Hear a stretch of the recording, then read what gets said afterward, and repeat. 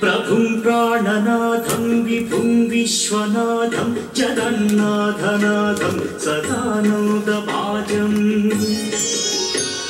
भवद्भव्यभूतेश्वरं भूतनाथं शिवं शङ्करं शम्भुमीशानमीडे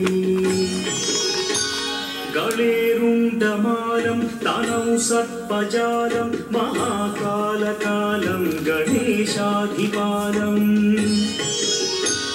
जटाजूटगङ्गोत्तरङ्गैर्विशिष्यं शिवं शङ्करं शम्भुमीशानमीडे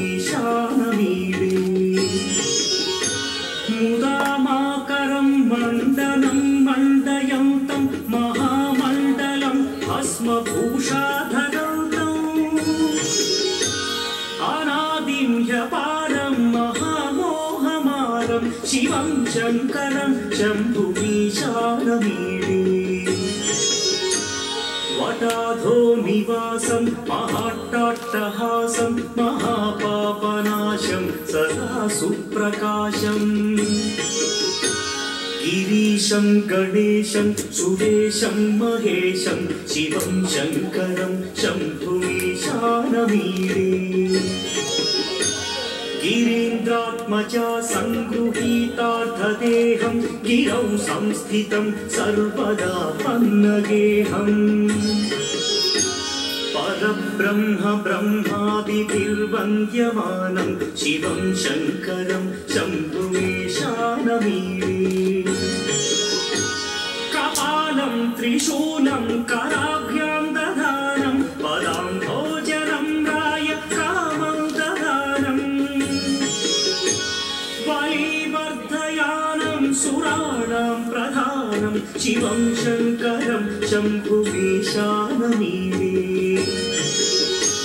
शरच्चौद्रगात्रं गणानन्दपात्रं त्रिनेत्रं पवित्रं गणेशस्य मित्रम् अवर्णाकडत्रं सदा सच्चरित्रं शिवं शङ्करं शम्भुमीशानमीडे हरं सर्पहारं चिताभूविहारं भवं वेदसारं सदा निर्विकारम् श्मशाने वसन्तं मनोजं दहन्तं शिवं शङ्करं शम्भुमीशानमीडे स्वयं यः प्रभाते नभः शूलपाणे पठे स्तोत्ररत्नं गृहप्राप्य रत्नम् सुपुत्रं सुधान्यं सुमित्रं कळत्रं विचित्रैः समाराध्य मोक्षं प्रयाति।